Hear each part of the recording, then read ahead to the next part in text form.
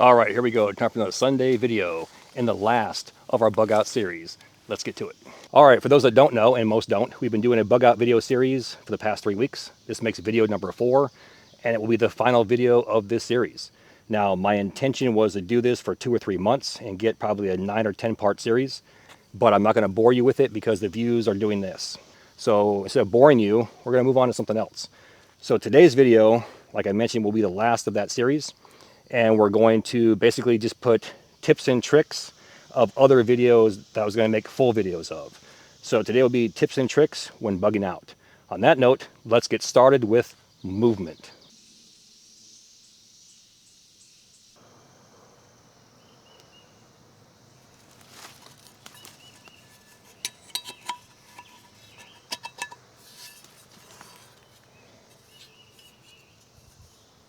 Now, before we get too far down the trail, the Etsy store is open, and once again, the Etsy store is open.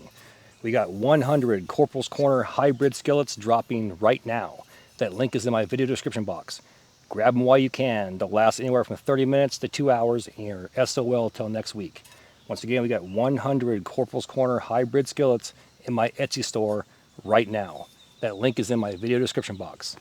Get her done. Now, one thing you got to think about when you're bugging out to a known location, and that was the key part of this series, is there's a known location. You're never going to go to the woods and bug out to just go live in the woods. It's very difficult to do something like that out of a backpack. Now, 1 or 2 people might be able to with the skill set, but the majority of people in the United States and worldwide are not going to be able to do that without researching an area they're actually going to go to and say, we know for a fact it's loaded with pine trees, so I can make a log cabin. I'm carrying all these tools with me to actually make tools, to make more tools, to be able to do something like that. Then we know for a fact in that area, there's certain game there that we can hunt or fish that will guarantee 2-3 meals a day. We know the soil there is perfect, so we can grow plants there as well, and we're bringing seeds with us, etc., etc. So we're talking about bugging out to a known location. And that location has been prepared prior to our arrival, months or years in advance. The problem always was, as discussed in previous videos, was getting from point A to point B, once again, your known location. What is in between there? What problems could arise? How many days does it take on foot? And that will determine what we need to carry in our backpack. So let's talk about movement from point A to point B, and movement meaning movement on foot. Now, the first tip and trick is movement, and we discussed this back in our shelter portion. If you have an open area like this that you can see a mile in that direction, you can see a mile in that direction. Let's say there's a road, could be a dirt road, could be a paved road, could be a highway, could be a freeway. It could be a logging trail, a road down the middle, and you can see for a mile in all directions. Is it a good practice to just bebop down that road like this, carrying a backpack, or in this case, a military harness, and just heading down that road? Probably not. And here's why. If anyone were to be in the tree lines within that mile or half mile and can see into this open area, they can see you walking down there. And during a time of bugging out, if it's that bad, some individuals fail to prepare because they plan on making you their victim. And they'll take what you have, or they think they're going to take what you have. And that's the key point. A lot of people think they're going to do something. They think, well, I'll just take your backpack, or I'll just do this. But they have no idea who you are or who they're dealing with. Could you have 10 people with you? Who knows? They're going to assess from a distance, make that determination on their basic needs or their desperation. I don't care if there's 10 people, I'm going to go down there anyways because we're desperate. Or they might have 20 people with them that outnumber your 10. You see where I'm going with this? So they're going to assess you from a distance, and they're already going to make you their victim a mile away and just wait for you to get close enough so they can take advantage of you. So the first tip and trick would be avoid roads, avoid open areas. In the military, we call that a danger area or a danger zone. We do not want to be out in the open because, once again, if you can see a mile away, anybody at that mile can see you. Especially if you can see them, they can see you. So we want to skirt the roads. We want to skirt the open fields, utilize the tree lines to get to where we want to be. Let's start off with the wrong way.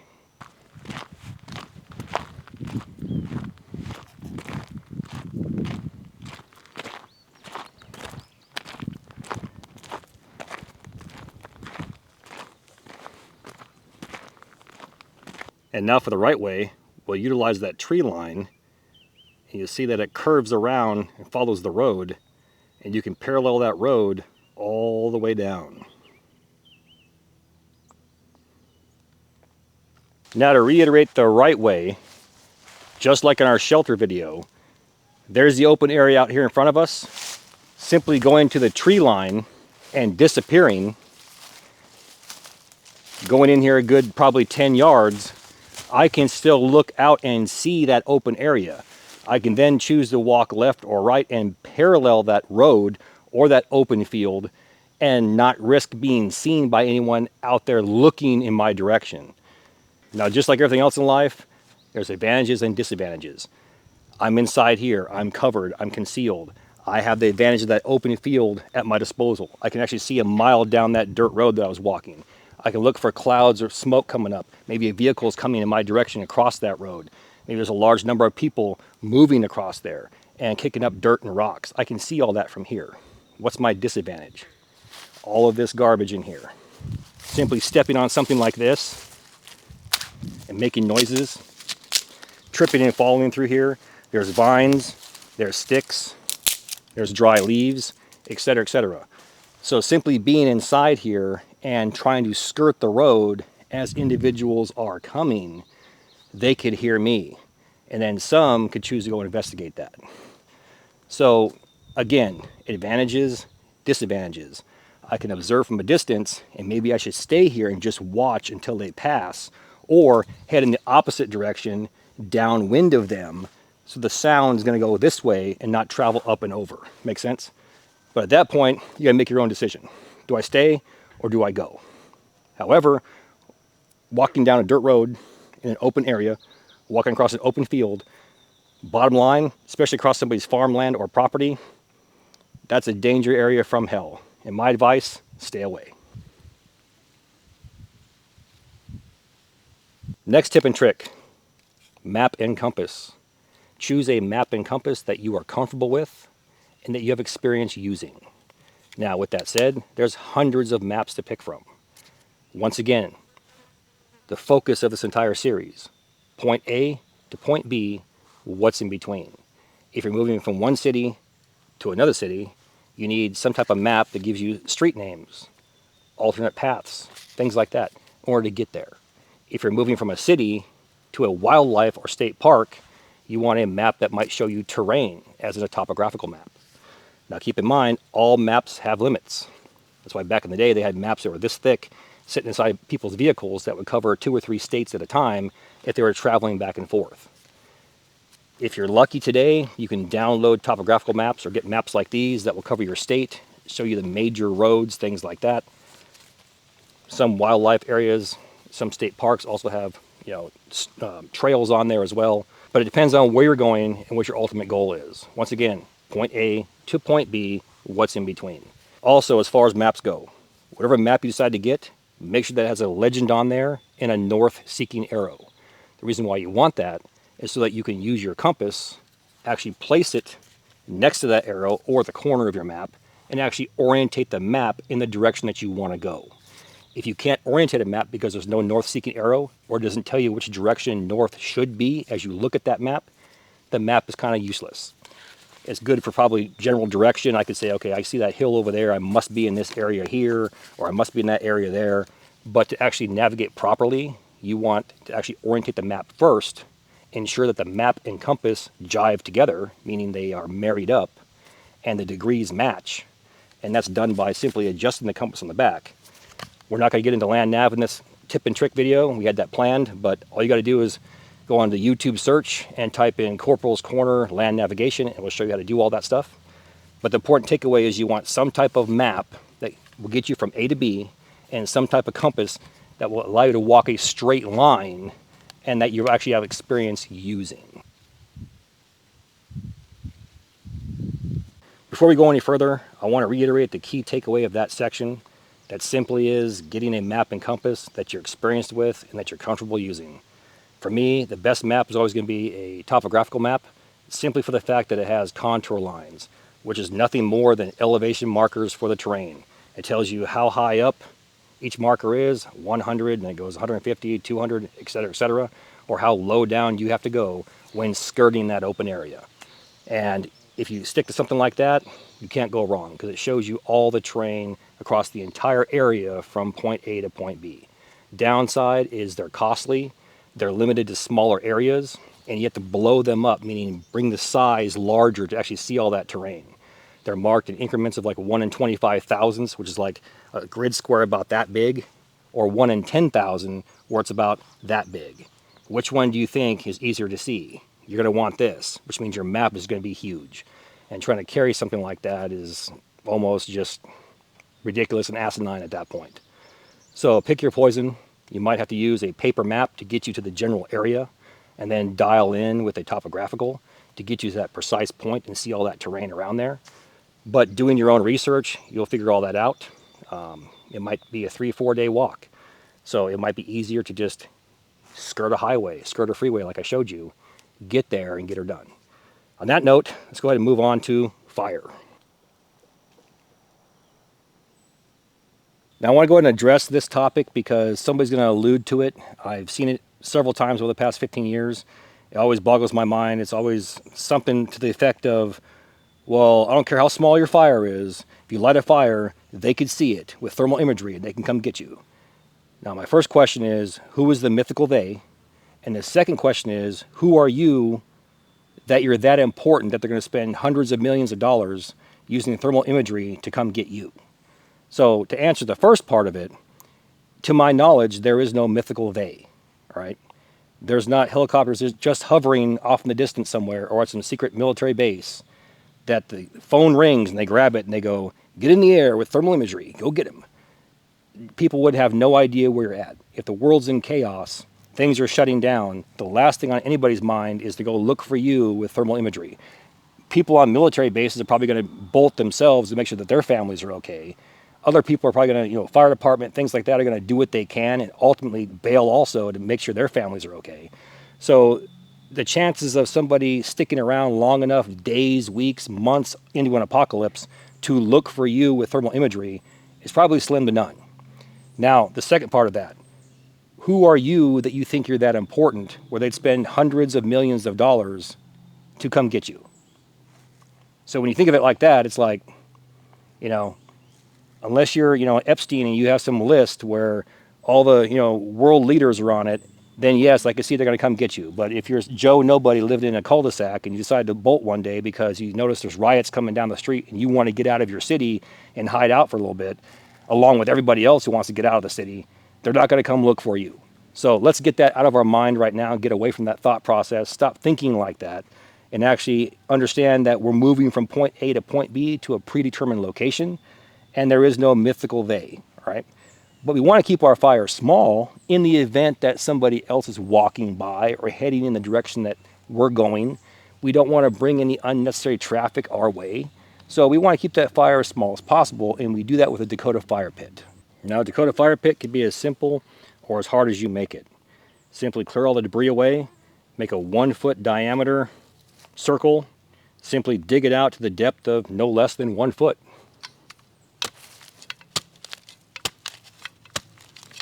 That's good enough right there. What we're going to do is we're going to stack this dirt around it and boost it up an extra probably 7 or 8 inches around here. So in the end, you'll be down probably about a good 13 to 14 inches, which is more than what I need. Now what we want to do here is we want to tunnel from the side to another hole either here or here.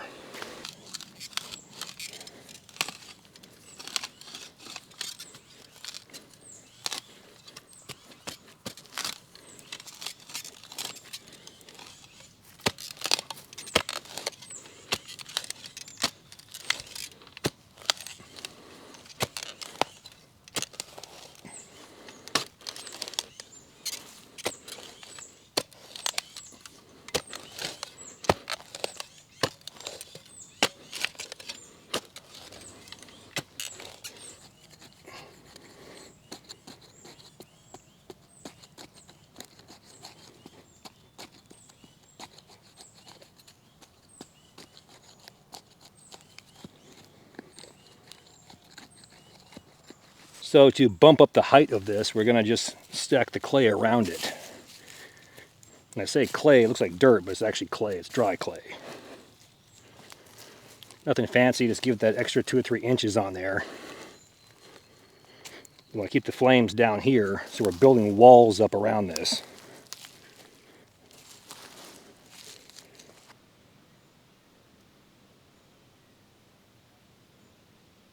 So the important thing with fire is you want that mix of fuel, oxygen, and heat, along with that uninhibited chain reaction, meaning all three of those are working together perfectly to give you that smokeless fire. We want to keep the flames beneath that rim, get a nice bowl of coals. That way we can cook on it if we have to, or simply sit there with a poncho or poncho liner around our body in front of that fire, collecting that heat until the next morning. Then we can just kick dirt on top of that and move on down the trail. So with that, let's go ahead and get this fire started. And you're going to notice the air is going to be sucked through that small hole, through that chamber, feeding those coals.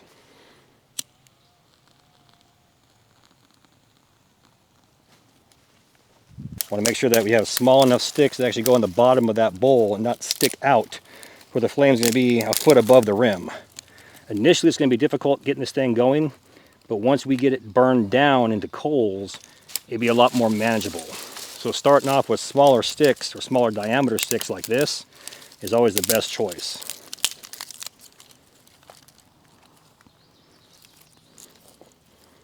Remember, we want coals ultimately and not open flame.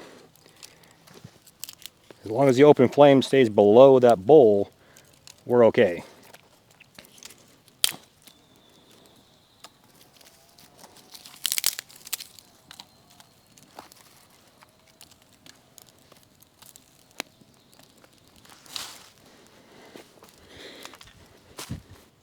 So looking right here, I don't see any white smoke anywhere. Let's zoom in a little bit. I'm not seeing anything there. That tree right in front of us, right there, directly beneath that is where that Dakota fire pit actually is.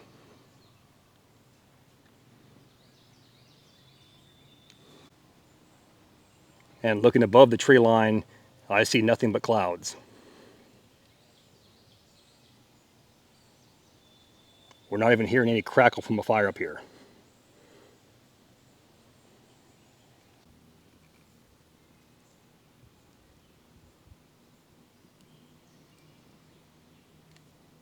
And that right there, ladies and gentlemen, is all you're going to need for some type of small Dakota fire pit. Just enough to cook food if you had to, or worst case, you could lay next to that, like we talked about earlier. Take a poncho liner, drape it around your body, simply open your legs up like this. Have that pit right in front of you, not between your legs, but in front of you. Simply open it up like this and collect that heat right next to that fire with no risk of burning yourself. And to be honest, it could be 20 degrees Fahrenheit outside, it could be 0 degrees Fahrenheit outside.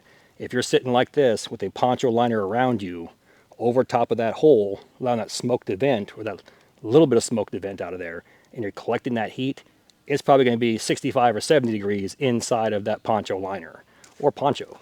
So it could save your life as well. But as we noticed up on top, there was no smoke detection above the tree line or looking directly across. Couldn't smell smoke up there at all. Down here I can smell smoke. But again, that proper ratio of fuel, oxygen, and heat with that uninhibited chain reaction, meaning all three of those are working together, you can see right there there's very little to no smoke.